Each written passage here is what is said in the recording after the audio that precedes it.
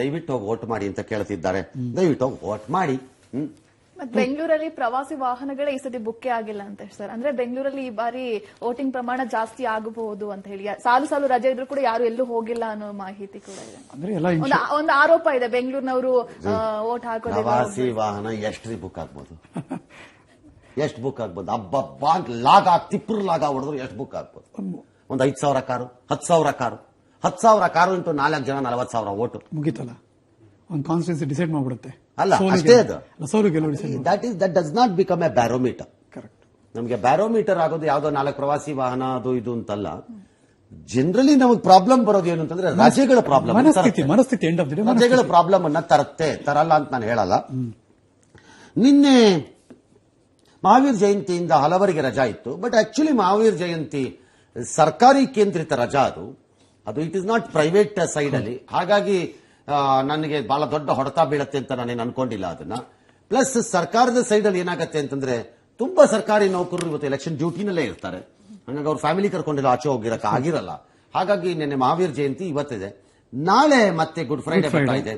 ಹಾಗಾಗಿ ಕೆಲವರು ಏನಾದ್ರು ಈ ಪ್ರೈವೇಟ್ ನಲ್ಲಿ ಮಾಡ್ತಾರೇನೋ ಅಂತಂದ್ರೆ ನನ್ನ ಲೆಕ್ಕಾಚಾರದಲ್ಲಿ ಇವತ್ತು ಮಾಡಿ ವೋಟ್ ಅವರು ನಾಳೆಯಿಂದ ಖಾಲಿ ಮಾಡ್ತಾರೆ ನಮ್ಮ ಜನ. ಇನ್ನು ಚಿಕ್ಕಮಗಳೂರು ಮತ್ತೆ ಕೆಲವು ರೆಸಾರ್ಟ್ಗಳು, ಟೌನ್ಗಳು, ಮಡಿಕೇರಿ ಈ ತರ ಭಾಗದಲ್ಲಿ ಕೆಲವು ಹೋಟೆಲ್ ಓನರ್ಸ್ ಎಲ್ಲ ಹೇಳಿದ್ದಾರೆ, ಯಾವನಾದ್ರೂ ಕೈಯಲ್ಲಿ ಪೇಂಟ್ ಇಲ್ದೆ ಬಂದ್ಗಿಂದ್ರೆ ಓಡಿಸ್ಬಿಡ್ತೀವಿ, ರೂಮ್ ಕೊಡಲ್ಲ ಅಂತ. ಆ ಓಡಿಸಿರೋ ದೃಶ್ಯ ಯಾವ್ದಾರಿದ್ರೆ ನಮಗೆ ಕಳಿಸ್ಕೊಡಿ. Good initiative. ಅಥವಾ ಈಗ ಬೆಳಗ್ಗೆ 9 ಗಂಟೆಗೆ 11 ಗಂಟೆಗೆ 12 ಗಂಟೆಗೆ ಬಂದು ಯಾರು ನಿಮ್ದು ಕೌಂಟರ್ ಮುಂದೆ ಹೋಟ್ಲಲ್ಲಿ ನೋಡಪ್ಪ ಓಟ್ ಹಾಕಿದ್ರಿ ರೂಮ್ ಕೊಡಿಗ ಅಂತ ಕೇಳಿದ, ಅದಿದ್ರು ಕಳಿಸಿ. ಇಲ್ಲ ಬೆಳಗ್ಗೆ ತೋರಿಸಿದ್ರೆ ಬೆಂಗಳೂರು ಹೋಟ್ಲಲ್ಲಿ ಕಾಫಿ ಟೀ ಎಲ್ಲ ಫ್ರೀ, ತಿಂಡಿ ಫ್ರೀ. ಅದು ಬೇರೆ, ಅದು ಬೇರೆ. ಹಾಲ್ಟ್ಗೆ ಅವ್ರೇನ್ ಹೇಳ್ತಿದ್ದಾರೆ ಚಿಕ್ಕಮಗಳೂರು ಕೊಡಗಲ್ಲಿ, ನೀವು ಬರಬೇಡಿ ಇಲ್ಲಿಗೆ, ಬಂದು ಕೊಡಲ ರೂಮ್ನ ನೋಡಿ ಅಂತ ಸುಮ್ಮನೆ ಎದುರಿಸಿದ್ದಾರೆ. ಓಟ್ ಹಾಕಿ ಬಂದ್ರೆ ಕೊಡ್ತೀವಿ, ಓಟ್ ಹಾಕಿ ಬನ್ನಿ ಅಂತ. ಅದು ಯಾರು ಬಂದಿದ್ರೆ ಕೊಡಿ ಅಂತ ನಾವು ಹೇಳಬಹುದು. ನಿಮ್ಮ ಸ್ಕ್ರೀನ್ ಮೇಲೆ ವಿವಿಧ ಎಡೆಗಳಿಂದ ಬರುತ್ತಾ ಇರೋಂತ ಯಾರೋ ವಯಸ್ಸಾದವರು, ಸಿಕ್ಕಾಪಟ್ಟೆ ವಯಸ್ಸಾದವರು ವೀಲ್ ಚೇರ್ಲೇ ಬಂದಿದ್ದಾರೆ. ಸುರೇಶ್ ಕುಮಾರ್ ಮಾತಾಡಿಸ್ತಿದ್ದಾರೆ. ಸುರೇಶ್ ಕುಮಾರ್ ಮಾತಾಡ್ತಿದಾರ? ವೆರಿ ಗುಡ್, ಒಳ್ಳೆದಾಯ್ತು.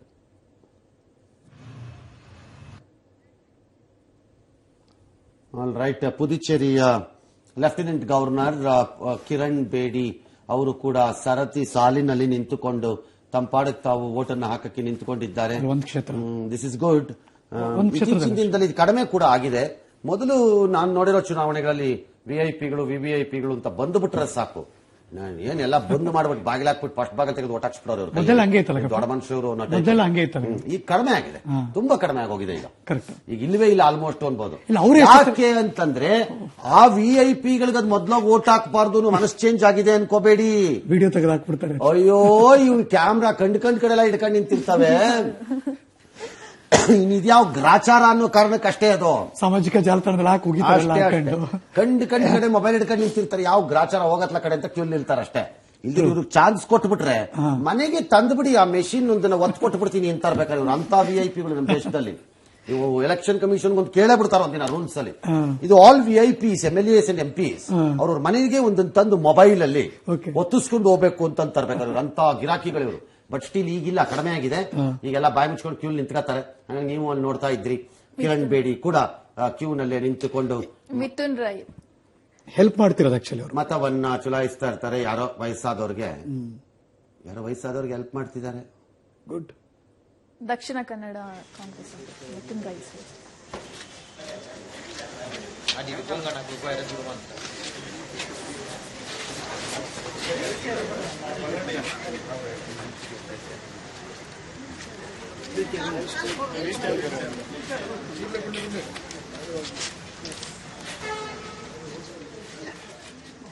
All right. ನೀವು ನೋಡ್ತಾ ಇದ್ದೀರಿ, ಯಾಕೆ ಈ ದೃಶ್ಯಾವಳಿಗಳನ್ನ ತೋರಿಸ್ತಾರೆ ಅಂತ ನೀವು ಪದೇ ಪದೇ ಕೇಳ್ಕೋಬಹುದು. ನನ್ನನ್ನು ಬಹು ಜನರು ಈ ಪ್ರಶ್ನೆಯನ್ನ ಕೇಳ್ತಾರೆ. ಟಿವಿನವ್ರು ನೀವು ಈ ಎಲೆಕ್ಷನ್ ಬಂದ ತಕ್ಷಣ ಸ್ಟ್ಯಾಂಡರ್ಡ್ ಆಗಿ ಒಂದಷ್ಟು ತೋರಿಸ್ತೀರಲ್ಲ ನೀವು. ಅಲ್ಲೋ ನೋಡಿ ವಯಸ್ಸಾದವರು, ಶತಾಯುಷಿ, ಅಯ್ಯೋ ಇಲ್ಲಿ ನೋಡಿ ಅಂಗವೈಕಲ್ಯ ಇದ್ರು, ಪಾಪ ಸಮಸ್ಯೆ ಇದ್ರು ಬಂದು ಹೆಂಗ್ ಓಟ್ ಹಾಕ್ತಾ ಇದ್ದಾರೆ. ಅಲ್ಲಿ ನೋಡ್ರಿ ಮದುವೆ ಮನೆಯಿಂದಾನೇ ಬಂದು ಓಟ್ ಹಾಕ್ಬಿಟ್ರಂತೆ, ಅಯ್ಯೋ ಇಲ್ಲಿ ನೋಡ್ರಿ ಯಾವ್ದೋ ಎಕ್ಸಾಮ್ ಇಂದಾನೇ ಬಂದು ಓಟ್ ಹಾಕ್ಬಿಟ್ರಂತೆ ಅಂತೆಲ್ಲ ತೋರಿಸ್ತಾ ಇರ್ತೀರಿ. Almost standardised. ಯಾಕದ ನಂಗೆ ತೋರಿಸ್ತೀರಿ ನೀವು ಅಂತ ಒಂದು ಪ್ರಶ್ನೆ ಕೇಳ್ತಾರೆ. ನಂಬರ್ 1 ತೋರ್ಸಕ್ ಇನ್ನೇನಿರುತ್ತೆ ನಮ್ಮ ಹತ್ರ. ಬಿ ನಂಬರ್ 2 ಅದನ್ನ ನೋಡಿ ವೋಟ್ ಹಾಕದೆ ಮನೆಯಲ್ಲಿ ಕೂತಿರೋರಿಗೆ ಸ್ವಲ್ಪ ಪಾಪ ಪ್ರಜ್ಞೆ ಅನ್ನೋದೇನಾದ್ರು ಕಾಡಿದ್ರೆ ಕಾಡ್ಲಿ ಅಂತ ಅಷ್ಟೇ. ಅಯ್ಯಯ್ಯೋ ಶತಾಯುಷಿ 100 ವರ್ಷ ಹೋದವ್ರು ಹಾಕ್ ಬಂದ್ರಲ್ಲಪ್ಪ, ನಾನು ಇನ್ನೂ ಇಲ್ಲೇ ಕೂತಿದ್ದೀನಿ, ನನಗೆ ಮಾನ ಮರ್ಯಾದೆ ಇದೆ ಅಂತ ನಿಮ್ಗೆ ಆತ್ಮಸಾಕ್ಷಿಗೆ ಒಂದು ಪ್ರಶ್ನೆ ಬರಲಿ ಅನ್ನೋ ಕಾರಣಕ್ಕೆ ಏನ್ ನಿಮ್ಮ ಮನೆಗೆ ಬಂದು ನಾನು ಕ್ಯಾಮರಾ ಇಟ್ಕೊಂಡು ಬೈಯಕ್ಕಾಗತ್ತೆಯೇ? ಇನ್ನು ಇಲ್ಲೇ ಕೂತಿದ್ಯಾ ಯೂಸ್ಲೆಸ್ ಫೆಲೋ, ನಡ್ರಿ ಓಟ್ ಹಾಕ್ರಿ ಅಂತ ಹೇಳಕ್ಕಾಗತ್ತಾ ನಿಮ್ಮ ಮನೆಗೆ ಬಂದು? ಅದಕ್ಕೆ ಇದು ತೋರಿಸೋದು ಅಂತ ಕಾಣುತ್ತಪ್ಪ ನನ್ನ ಪ್ರಕಾರ, ಅಲ್ವಾ? ಒಪ್ಕೋತೀನಿ. ಹೌದಾ? ಅಗ್ರೀಡ್ ಒಪ್ಲೇಬೇಕು, ಮುಲಾಜೆ ಇಲ್ಲ. ನಿಜವನ್ನ ಯಾವಾಗಲೂ ಒಪ್ಕೋ